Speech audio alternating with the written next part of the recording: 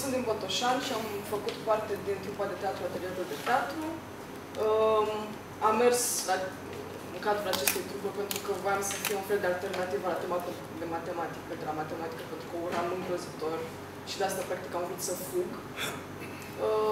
În atelier eu aveam prieteni atunci, iar acum, la facultate, la școală, că despre o școală, sunt prietenă cu oamenii pe care am cunoscut la Idei. Toți colegii cu care lucrez acum i-am cunoscut aici. Și ceilalți colegi din afară, pentru că există o zonă outsider pe care și ei chiar nu au auzit sau nu au avut treabă cu zona asta de festivaluri, chiar se întreabă, voi chiar v-ați cunoscut și vă știți între a noua și aveți povești împreună și așa foarte mirați.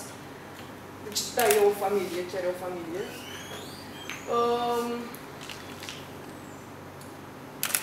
Părinții mei s-au cam supărat pe mine, fiindcă petreceam foarte mult timp la repetiții și de prin clasa 10-a s-au... Spune domnul Iorescu și părinții mei. Perfect. Și din clasa 10 și-au cam pus întrebarea ce vreau să fac, unde vreau să dau, nu le spuneau absolut nimic. Până când, în clasa 11, când am venit la Idei cu spectacolul Momo, sau strana povestire a hoților de timp și a copilului care a înapoiat oamenilor timpul furat. Așa? Când la final, la feedback, cineva m-a întrebat, nu mai știu exact cine, dacă dă cineva la actorie. Colegul meu, Alexandru Voicu, era pe caima și a spus, da, eu voi da, eu n-am spus absolut nimic. S-a lăsat o pauză, cred că n-a spus absolut nimic. Și după câteva săptămâni, când am văzut la televizor un reportaj despre Idei, la un moment dat a apărut domnul Marius Manole la televizor, așa pe ecranul ăla mic, în care cineva a pus întrebarea, ați avut parte de o surpriză sau ceva undeva în zona asta? Și brusc s-a uitat în cameră și a zis, mama fetei din Botoșani, vă rog frumos, lăsați-o pe fata aceasta să dea la actorie. N-am știut despre asta, nimeni nu a spus absolut nimic, măcar să mă fi tras cineva de mâine, că băi, vezi că ai grijă. Mama și-a luat poziția de femeie puternică, care nu este zdruncinată. A zis, voi scrie acestui domn să-mi dai adresa lui de mail sau chestii din asta. Nu știu dacă i-a scris, n-am habar. Dar cert e că cred că ăla a fost punctul culminant, nu neapărat că a fost atunci au luat ei decizia, dar faptul că cineva a pus un cuvânt bun pentru mine, asta a contat foarte mult pentru ai mei. Eu în anul acela am luat premiul pentru cea mai bună actriță și asta a fost un fel de siguranță pentru ai mei, că, din nou, niște oameni din domeniul ăsta au garantat cumva pentru mine. Dar nu asta m-a făcut pe mine să dau la actorie, pentru că eu cumva știam ce-mi doresc, doar că nu puteam să demonstrez asta în mod direct. Aveam nevoie de un spate, de un sprijin. Așa că mulțumesc foarte mult, că nu știu cum mi-aș fi convins. Și încă un lucru. La Idei s-au cunoscut oameni care mă ajută inclusiv și acum. L-am cunoscut pe domnul Răzvan Penescu la Sibiu, când am jucat în cadrul Festivalului Internațional de la Sibiu, în urma faptului că am câștigat premiul de la festival. Și dumnealui m-a propus anul acesta într-un program pentru 10 tineri actori de la Cluj, în care 10 tineri actori din țară se întâlnesc într-un loc și se cunosc și pun întrebări oamenilor importanți. Și eu am fost cea mică de acolo și asta cumva m-a tână în speranță. Asta, din nou, a aplicat iarăși foarte bine pentru părinții mei. Cumva totul se învârte în jurul părinților, clar. E imposibil. Dar mai lasă domnul, că ești mare. Nu, cu cât înaintez în timp, cu atâta ei... Nici acum măcar nu sunt siguri de ceva. Să uite, prima dată când a câștigat un mail. Prima dată când a câștigat bani din actorie, maică mea în continuare nu mă credea. Dar a fost și singur. A trecut la tine, înțeleg. Ne amintim. A fost și singura dată când a câștigat bani din actorie. Sper ce eu acum să spun. Cătălin, ai văzut pe Silvana de-a lungul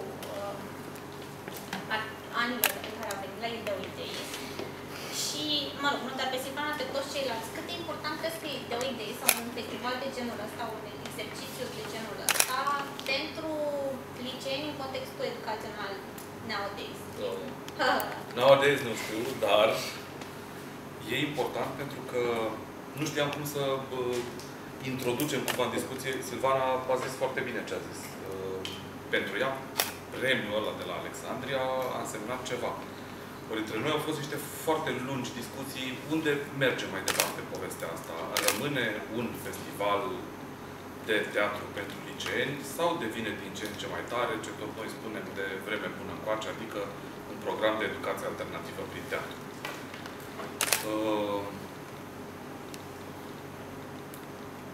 Evident că povestea e și cu bune și cu rele.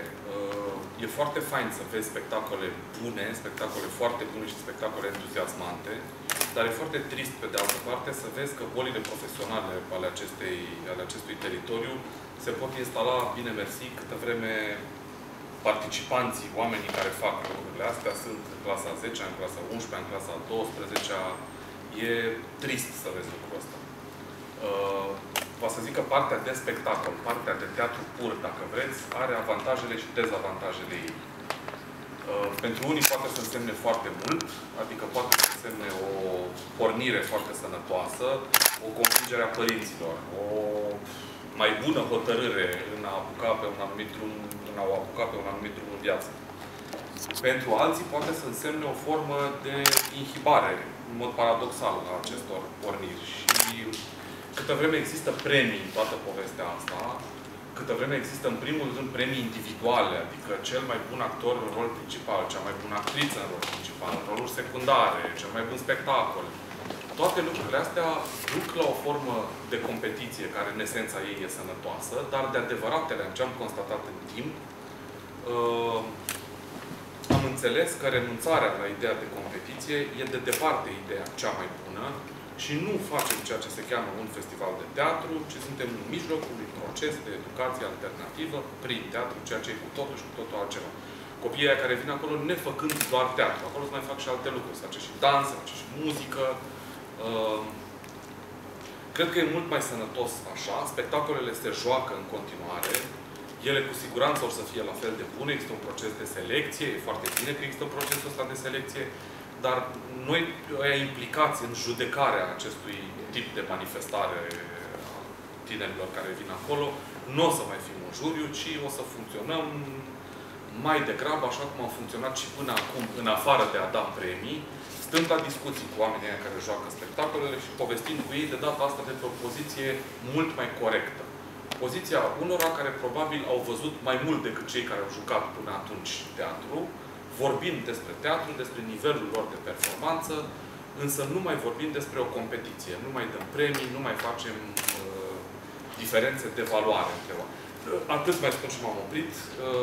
Nu e o prostie deloc, deși mulți dintre compatrioți sunt înclinați să râdă despre vecini de ai noștri de continent sau despre oameni de pe alte continente care dau la o parte competiția sportivă din școală, competiția la învățătură din școală și care instituie o formă de competiție cu sinele, o competiție care nu pune pe picior de inegalitate indivizii între ei încă de la o vârstă foarte fragedă. Nu e o formă de îmbătrânire și de liniștire în democrație, ci e o formă de gândire matură și de gândire normală. Pentru că în foarte multe situații, orice tip de competiție de natura asta face o diferență cu totul și cu totul neetică între cineva care e mai în formă și cineva care nu e în formă. Iar lucrurile pe lumea asta nu despre asta spun. Și ceea ce vrem să spunem cu întâlnirea asta de la Alexandria e că încercăm să existăm într-o altă vârstă mentală a acestui fenomen, care e un lucru în facere de fiecare dată și descoperim și noi ce se mai întâmplă pe lumea asta odată cu oamenii aia care vin la noi. Cred că cel mai frumos lucru pe care îl poate face întâmplarea asta de la Alexandria e să nu îmbătrânească prost. Așa cum cred că trebuie să facă fiecare dintre noi. Și mi se pare că lucrul ăsta e sănătos.